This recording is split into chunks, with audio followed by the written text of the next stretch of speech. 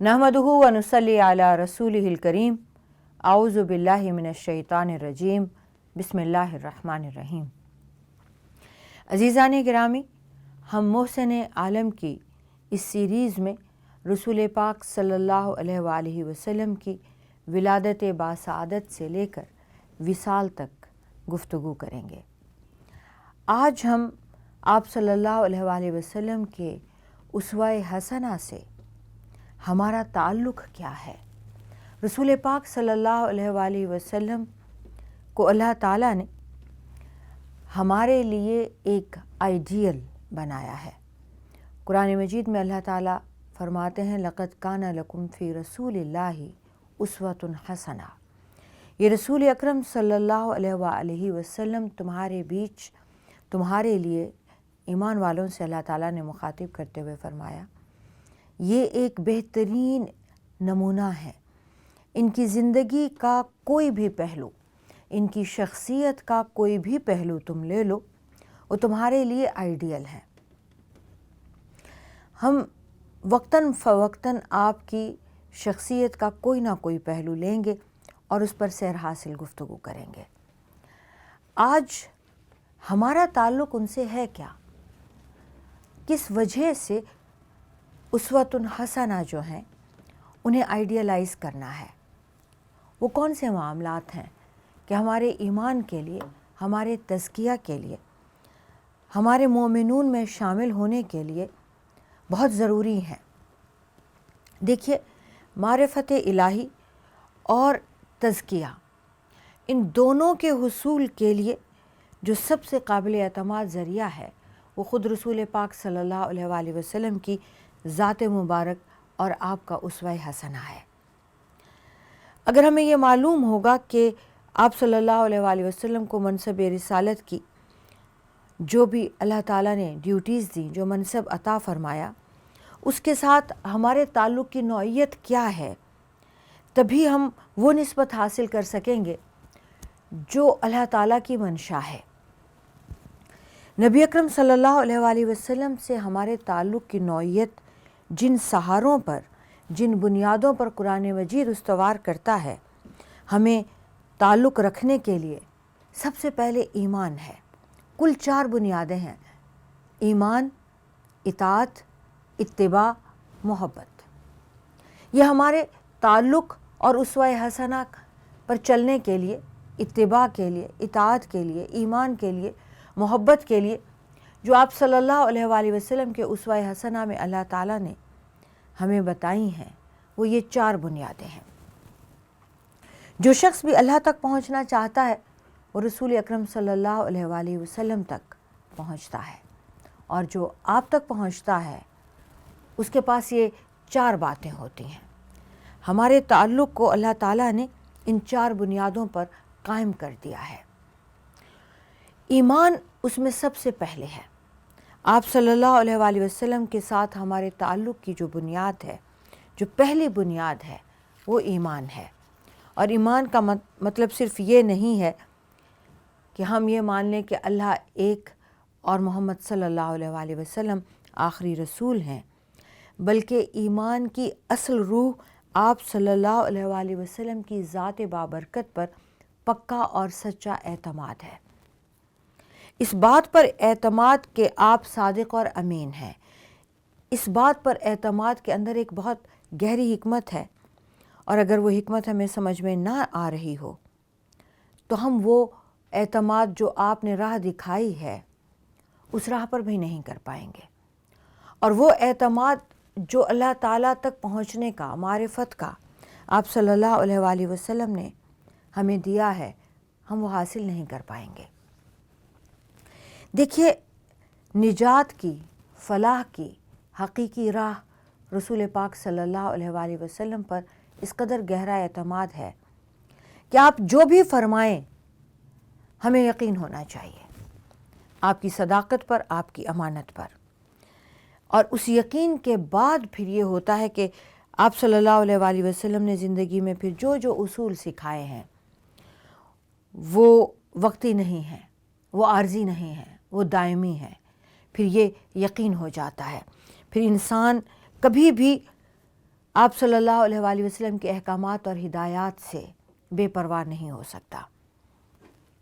دیکھیے، جب تک آدمی کے اندر یہ اعتماد پیدا نہیں ہوگا کہ اللہ تعالیٰ اور اللہ پر ایمان کی حقیقی لذت انہی اعمال میں ہے، انہی باتوں میں ہے جو رسول پاک صلی اللہ علیہ وآلہ وسلم نے فرمائے ہیں، عطا کیے ہیں، اس وقت تک اسے وہ لذت محسوس بھی نہیں ہوتی۔ ایسا ایمان، ایسا نقطہ نظر فائدہ مند ہو بھی نہیں سکتا جو محض زبان سے تصدیق تو کرتا رہے، کہتا رہے لا الہ الا اللہ، لیکن اسے ایمان کی حلاوت کا پتہ ہی نہ ہو، اسے ان الفاظ کے، ان کلمات کی سمجھ ہی نہ ہو، معرفت ہی نہ ہو۔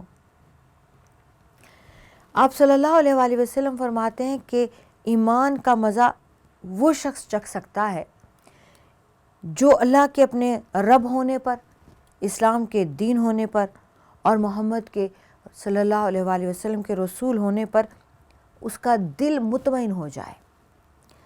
یعنی ایسا یقین کہ آپ صلی اللہ علیہ وآلہ وسلم ایسا چاہتے ہیں کہ آپ کا دل اس کے علاوہ کسی بات پر اطمینان حاصل ہی نہ کر سکے۔ اللہ رب ہے، اور رب بھی ایسا پروردگار ہے جو میرے لیے، مجھ سے زیادہ، جو میں اپنی ذات کے لیے پسند کروں، جو میرے لیے میری نگاہ میں بھلا اور برا ہو، اسے کہیں زیادہ اسے میری بھلائی عزیز ہو۔ وہ ایسا رب ہے، میں کہیں پر بھی ہوں وہ مجھے میرا رزق پہنچائے گا۔ وہ ایسا رب ہے کہ میں تو اپنا برا کر سکتا ہوں، وہ میرا برا کبھی نہیں کرے گا۔ یہ یقین، یہ اطمینان اپنے رب کے ساتھ ہو، ایسا والا تعلق ہو، تو حقیقی ایمان وہی ہے۔ اصل ایمان کی مٹھاس یا حلاوت یا حقیقی ایمان یہ ہے کہ آپ کے رب کو آپ پر کتنا پیار آتا ہے، آپ کا رب آپ کا کتنا مخلص ہے، آپ کو اس کا یقین اس قدر ہو کہ آپ کے دل میں ایک لمحے کے لیے بھی کوئی بے قراری، بے چینی یہ سوچ کر نہ آئے کہ میرا رب میرے ساتھ وہ کر سکتا ہے جو مجھے سوٹ نہیں کرے گا۔ عزیزان گرامی، ہم کچھ بھی چاہ سکتے ہیں، ہم کچھ بھی طلب کر سکتے ہیں، ہمیں کوئی چیز بھی پرکشش نظر آتی ہے اور ہم اس کی طلب کر بیٹھتے ہیں، دعائیں بھی مانگتے ہیں، محنت بھی کرتے ہیں، لیکن بسا اوقات ہمیں حاصل نہیں ہوتی۔ جب ہمیں حاصل نہیں ہوتی اور ہم یہ سمجھتے ہیں کہ اس کا نہ ملنا ہمارے لیے بہتر ہوگا، کیونکہ میں نے تو اپنے تئیں پوری کوشش کر لی، دعائیں بھی مانگ لیں، محنت بھی کی، کوشش بھی کی، خواہش بھی ہے، دعا بھی ہے، اب یہ میری اینڈ ہے، میں اس سے زیادہ کر بھی نہیں سکتا، میں اس سے آگے جا بھی نہیں سکتا، لیکن پھر بھی اگر وہ مجھے حاصل نہیں ہوئی تو اس کا مجھے یقین اور اطمینان ہونا چاہیے کہ میرا رب نے میرے لیے اس سے بہتر سوچ رکھا ہے۔ جو میں چاہ رہا ہوں وہ میرے لیے غلط ہو سکتا ہے، مگر جو میرا رب میرے لیے چاہتا ہے وہ میرے لیے بہترین ہوگا۔ ایمان یہ ہے، اسے توکل بھی کہتے ہیں۔ آپ صلی اللہ علیہ وآلہ وسلم کا فرمان ہے کہ حقیقی رب ماننا، اپنا سب سے زیادہ مخلص ماننا سچا اور پکا ایمان ہے۔ اس کے بعد اسلام میرا دین ہے۔ میرے لیے رب نے قرآن میں بھی فرمایا ان الدین عند اللہ اسلام، اور ایک جگہ فرمایا کہ اللہ نے تمہارے لیے دین اسلام کو چن لیا ہے۔ اب یہ اطمینان ہونا کہ یہ بہترین دین ہے اور رب کی میرے ساتھ اس سے بڑی بھلائی اور خیر خواہی ہو ہی نہیں سکتی کہ اس نے مجھے مسلمان پیدا کیا ہے، اس نے مجھے رسول پاک صلی اللہ علیہ وآلہ وسلم کی امت میں پیدا کیا ہے، اور اس کے جو احکامات ہیں، جو اس میں حلال ہیں، وہ میرے لیے بہترین ہیں، اور جو اس میں حرام ہے وہ میرے لیے بدترین ہے۔ اللہ تعالیٰ نے مجھے چن لیا ہے یہ دین دے کر، اور اس دین کو چن لیا ہے تمام ادیان پر۔ اور پھر تیسرا اس کا جو پورشن ہے تیسرا حصہ جو ہے وہ رسول پاک صلی اللہ علیہ وآلہ وسلم کی ذات گرامی ہے۔ عزیزان گرامی، رسول اکرم صلی اللہ علیہ وآلہ وسلم کو اپنا نبی، اپنا رسول، اللہ تعالیٰ کا محبوب ترین بندہ ماننا اور پھر ان کی بات کو مان کر اسلام کو ماننا اور ان کی بات پر یقین کر کے، اعتماد کر کے، دل کی گہرائیوں سے ان کو صادق و امین مانتے ہوئے ان کی ہر بات پہ یقین کر کے اللہ کو ماننا اصل اعتماد ہے۔ ہمارا تعلق آپ صلی اللہ علیہ وآلہ وسلم سے اس قدر گہرا ہے کہ ہم نے اللہ کی ہر بات بھی آپ صلی اللہ علیہ وآلہ وسلم کو مان کر مانی۔ حضرت عمر فاروق رضی اللہ تعالی عنہ نے ایک مرتبہ آپ صلی اللہ علیہ وآلہ وسلم کی خدمت میں حاضری تھی اور عرض کی، یا رسول اللہ، ہم کبھی کبھی یہود سے ایسی باتیں سنتے ہیں جو بہت اچھی معلوم ہوتی ہیں، کیا آپ کی اجازت ہے کہ ہم ان کی باتیں نوٹ کر لیا کریں؟ آپ صلی اللہ علیہ وآلہ وسلم نے فرمایا، عمر، جس طرح یہود و نصارہ اپنے دین کے بارے میں حیرانیوں میں پڑ گئے ہیں، اسی طرح کیا تم بھی ان حیرانیوں میں پڑھنا چاہتے ہو؟ میں نے تمہارے سامنے اللہ کے دین کو بالکل روشن اور شفاف صورت میں رکھا ہے۔ اگر آج موسیٰ بھی زندہ ہوتے تو ان کے لیے میری پیروی کے سوا کوئی چارہ نہیں تھا۔ یہی ایک بات ایک دوسری طرح سے بھی ہے کہ سیدنا عمر فاروق، ان کے بہت سارے دوست تھے جو یہودی تھے، تو کسی نے انہیں توریت کا نسخہ دیا اور یہ اپنی علم کے لیے، علم میں اضافے کے لیے ایک دن لے کر بیٹھے، اس کی تلاوت کر رہے تھے، اس کو پڑھ رہے تھے۔ تو آپ صلی اللہ علیہ وآلہ وسلم نے ناپسندیدگی کا اظہار فرمایا کہ عمر، اگر آج صاحب توریت بھی آ جائیں تو ان کے پاس اس کے سوا کوئی چارہ نہیں کہ وہ قرآن کی تلاوت کریں اور وہ میری اطاعت کریں۔ تو حضرت عمر کو احساس ہوا کہ آپ صلی اللہ علیہ وآلہ وسلم کو پسند نہیں آیا، تو ایک دم وہ کہنے لگے، رضیت باللہ ربا وبالاسلام دینا وبمحمد نبیا ورسولا۔ عزیزان گرامی، یہ اصل کلمہ ہے، یہ اصل ایمان ہے، اسے کلمۃ الرضا بھی کہتے ہیں، اور اللہ تعالی ہم سے یہی چاہتا ہے کہ ہم اس بات پر راضی ہو جائیں، ہمارا ایمان پختہ ہو جائے، ہمارا دل مطمئن ہو جائے کہ اللہ ہمارا رب ہے، وہ پروردگار ہے، اس سے بڑھ کر کوئی نہیں ہے جو ہمارے لیے بھلا چاہتا ہو، ہمارا مخلص ہو۔ اس لیے اس کے احکامات کی پابندی، اس سے محبت ناگزیر ہے، اور اس سے بڑھ کر ہم کسی اور بات کو پسند نہیں کرتے کہ ہمارا دین دین اسلام ہے، اور اس سے بڑھ کر ہم کسی بات پر ناز نہیں کرتے کہ ہمارے رسول محمد صلی اللہ علیہ وآلہ وسلم ہے۔ جب تک اللہ تعالیٰ کی معرفت راستہ دکھانے کے لیے اور اللہ کی صراط مستقیم کو واضح کرنے کا تعلق ہے، جب تک بھی ہمیں رسول پاک صلی اللہ علیہ وآلہ وسلم کے اسوہ حسنہ کو اور اپنے ساتھ ان کے تعلق کو سمجھنے کی ضرورت پڑے گی۔ حضرت موسیٰ جیسے جلیل القدر پیغمبر ہیں، جب آپ صلی اللہ علیہ وسلم نے یہ مثال دی کہ ان کے پاس بھی اس کے سوا چارہ نہیں کہ وہ میری پیروی کرتے، تو ظاہر ہے کہ آپ صلی اللہ علیہ وآلہ وسلم کی تشریف آوری کے بعد کوئی اور شریعت نہیں بچتی۔ آپ صلی اللہ علیہ وآلہ وسلم کی تشریف آوری کے بعد کوئی چارہ نہیں ہے کہ آپ کی تعلیمات پر ہی عمل کیا جائے۔ ہمارے نبی اکرم صلی اللہ علیہ وآلہ وسلم کی تعلق کی دوسری شرط آپ کی مکمل اطاعت ہے۔ دنیا کا کوئی نبی، کوئی رسول بھی اس لیے نہیں بھیجا گیا کہ انہیں صرف رسول مان لیا جائے، کہہ دیا جائے، بلکہ مقصد یہ ہے کہ ان کی اطاعت کی جائے، ان کی زندگی کے معاملات میں جو احکامات اور ہدایات اللہ تعالیٰ نے انہیں عطا کیں، تمام پر بے چوں چرا عمل کیا جائے۔ قرآن مجید میں اللہ تعالیٰ فرماتے ہیں وَمَا أَرْسَلْنَا مِن رَسُولٍ إِلَّا لِيُطَاعَ بِإِذْنِ اللَّهِ، ہم نے کوئی رسول اس کے سوا اور کسی کام کے لیے نہیں بھیجا کہ اس کی اللہ کے حکم سے اطاعت کی جائے۔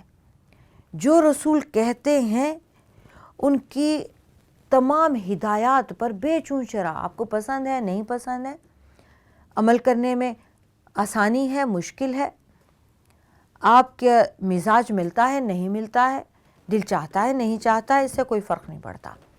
جب اللہ نے حکم دے دیا اور نبی جو بھی رسول ہیں اس نے اللہ کا پیغام پہنچا دیا، اطاعت فرض ہو گئی۔ اور اگر رسول پاک صلی اللہ علیہ وآلہ وسلم ان کی اطاعت، تو اللہ تعالیٰ فرماتے ہیں جس نے ان کی اطاعت کی در حقیقت اللہ ہی کی اطاعت کی۔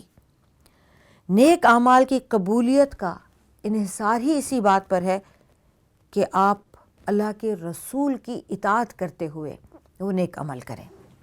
اگر آپ اپنی خواہش نفس سے کہیں سے بھی سن کے کوئی بھی اچھا عمل کر لیتے ہیں تو وہ اچھا عمل آپ کو اس دنیا میں اجر دے جاتا ہے، نیک نامی بھی دے جاتا ہے، اور اس دنیا میں آپ کی اولادوں کو بھی اس کی نیک نامی اور اجر و ثواب مل جاتا ہے، اس دنیا میں ہی وہ ختم ہو جاتا ہے۔ لیکن ایمان والوں کا اگر وہ رسول پاک صلی اللہ علیہ وآلہ وسلم کی اطاعت اللہ کا حکم سمجھ کر وہی نیک عمل کرتے ہیں، وہی اطاعت کرتے ہیں، تو آپ کے اعمال وہ ضائع نہیں ہوتے، اس دنیا میں ختم نہیں ہوتے، بلکہ آخرت تک جاتے ہیں، آپ کی قبر میں بھی اس کا اجر ملتا رہتا ہے اور آخرت میں بھی وہ اللہ کے پاس محفوظ ہو جاتے ہیں۔ آپ صلی اللہ علیہ وآلہ وسلم نے اللہ کا حکم ہمیں یہی بتایا۔ رسول کی اطاعت کا اللہ تعالیٰ کا مطالبہ اس کی وجہ ہے ہی یہی کہ اللہ کی اطاعت جو اصل مقصود ہے اس کا راستہ رسول کی اطاعت میں ہے۔ اللہ تعالیٰ اپنے بندوں کے ساتھ براہ راست مخاطب نہیں ہوتے، بلکہ براہ راست کوئی معاملہ بھی اللہ تعالیٰ اپنے بندوں کے ساتھ نہیں کرتے، اپنے رسول کے واسطے سے کرتے ہیں۔ رسول کو بھیجتے ہیں، وہی اللہ تعالیٰ کی دی ہوئی ہدایت بندوں تک اور اللہ کے احکامات بندوں تک پہنچاتے ہیں۔ اس آگاہی جو اللہ نے رسول کو دی ہوتی ہے اور رسول بندوں تک پہنچاتے ہیں، اسے اللہ ہدایت کا نام، دین کا نام، شریعت کا نام دیتے ہیں۔ اس لیے اللہ تعالیٰ نے رسول کی اطاعت کو در حقیقت اپنی اطاعت قرار دیا ہے۔ من یطیع الرسول فقد اطاع اللہ، جس نے رسول کی اطاعت کی اس نے در حقیقت اللہ ہی کی اطاعت کی۔ رسول کا ہاتھ اللہ کا ہاتھ ہے۔ اللہ تعالیٰ فرماتے ہیں تم بیعت کر رہے تھے تو تم رسول اللہ کے ہاتھ پہ بیعت نہیں کر رہے تھے، تم اللہ کے ہاتھ پہ بیعت کر رہے تھے۔ آپ صلی اللہ علیہ وآلہ وسلم نے فرمایا کہ جس نے میری اطاعت کی اس نے اللہ تعالیٰ کے احکامات ہی کی اطاعت کی، اللہ ہی کی اطاعت کی۔ یہ بات قرآن کی آیت بھی ہے، اور ایک اور جگہ اللہ تعالیٰ گواہی دیتے ہیں کہ یہ احکامات جو آتے ہیں، یہ جو آپ فرماتے ہیں، یہ اپنی خواہش سے نہیں، وما ینطق عن الہویٰ ان ہوا الا وحی یوحیٰ، یہ انہیں وحی کی جاتی ہے، یہ اللہ تعالیٰ ہی کی بات کرتے ہیں۔ قرآن مجید میں یہ حقیقت اس لیے واضح کر دی گئی کہ یہ کوئی رسمی سی بات نہیں ہے، ہم ایک جملہ بول دیں، ہم کہہ دیں یہ اللہ تعالیٰ ہیں، اللہ کے سوا کوئی معبود نہیں، اور محمد صلی اللہ علیہ وآلہ وسلم اللہ کے رسول ہیں۔ آپ اسلام میں داخل ہو جاتے ہیں، لیکن اسلام اور ایمان کا بنیادی فرق یہی ہے، وہ آپ نے بول دیا، آپ دائرہ اسلام میں داخل ہو گئے، آپ کفر سے اسلام میں منتقل ہو گئے۔ اب اس کے بعد اگر آپ نے ایمان بھی حاصل کرنا ہے تو پھر اب آپ کا دل بھی اس بات پر مطمئن ہو کہ جو یہ رسمی سا جملہ نہیں ہے، یہ جو میں نے کہا، یہ میرا دل بھی اس کی گواہی دے رہا ہے، واقعی اللہ کے سوا کوئی معبود ہے ہی نہیں۔ یہ ایک کمٹمنٹ ہے، اور اس کمٹمنٹ کو کرنے کے لیے پھر آپ کا دل بھی آپ کی زبان کا ساتھ دے، کیونکہ یہ کمٹمنٹ تبھی پوری ہوگی نا جب آپ یہ کہہ دیں گے کہ واقعی اللہ کے سوا کوئی معبود نہیں، تب آپ کو یہ بات سمجھ آنی چاہیے۔ اب آپ نے یہ حلف دے دیا، یہ وعدہ دے دیا، تو معبود کا مطلب ہے جس کی عبادت کی جائے، تو عبادت کی کوئی سی بھی قسم پھر اللہ تعالیٰ کے اس میں سے نکل نہیں سکتی، نہ وہ ذات پر، نہ وہ صفات پر، نہ وہ توحید پر، اب آپ اس سے باہر جا نہیں سکتے۔ اور جب آپ کی یہ کیفیت ہو جاتی ہے تو پھر آپ اللہ کے حکم کے مطابق، اللہ کے رسولوں کے احکامات کے مطابق اللہ کو دیکھ رہے ہوتے ہیں، اللہ کو مان رہے ہوتے ہیں، اللہ کو پہچان رہے ہوتے ہیں۔ ان تمام معاملات کو جو اللہ تعالیٰ نے حکم دیے، پھر وہ آپ ویسے دیکھتے ہیں جیسے ایک رسول کا حکم ہوتا ہے۔ عزیزان گرامی، جو لوگ سامنے تھے انہیں تو ہاتھ کے ہاتھ آپ صلی اللہ علیہ وآلہ وسلم، یہاں وحی مبارک نازل ہوتی، وہاں آپ بتا دیتے، وہ یاد بھی کر لیتے اور آپ صلی اللہ علیہ وآلہ وسلم کی زبان مبارک سے سمجھ بھی لیتے۔ لیکن ایمان کا وہ مقام بھلے ہمارے پاس آج نہ بھی ہو جو صحابہ کرام کا تھا، لیکن سیرت پاک میں، احادیث مبارکہ میں، آیات مبارکہ میں جو ہمیں ملتا ہے، ہم اس مقام تک، اس معرفت تک، اس ایمان کی لذت تک، اس حلاوت کو محسوس کرنے کے لیے خود کو تیار کر سکتے ہیں، ہم سمجھ سکتے ہیں، کیونکہ یہ قرآن، جیسے آپ صلی اللہ علیہ وسلم نے فرمایا کہ اگر آج موسیٰ آ جاتے ہیں تو وہ میری کتاب کی تلاوت کریں گے، تو یہ کتاب کی تلاوت تو قیامت تک ہوگی نا، اس کے بعد تو کوئی شریعت نہیں آ رہی، کوئی کتاب نہیں آ رہی، کوئی نبی نہیں آ رہا، کوئی رسول نہیں آئے گا، تو اب ہمیں وہی دیکھنا ہے، اب ہم نے وہ انہی الفاظ میں اسی طریقے سے، اسی طرح سمجھ کر ایمان کو قبول کرنا ہے، اور پھر ایمان کی حلاوت آتے ہی، ایمان کا مزہ لگتے ہی، ایمان کی سمجھ آتے ہی رسول پاک صلی اللہ علیہ وآلہ وسلم کی اطاعت ناگزیر ہو جاتی ہے۔ ایمان اور ایمان کے بعد اطاعت۔ جس ہستی نے اس ایمان کو سمجھایا ہے، اس ہستی کی ہر بات اصل میں اللہ ہی کی ہر بات ہے، وہ اللہ ہی کے حکم سے احکامات دے رہے ہیں۔ عزیزان گرامی، اسی ٹاپک کو کنٹینیو کریں گے۔ وآخر دعوانا الحمدللہ رب العالمین۔ السلام علیکم ورحمۃ اللہ وبرکاتہ۔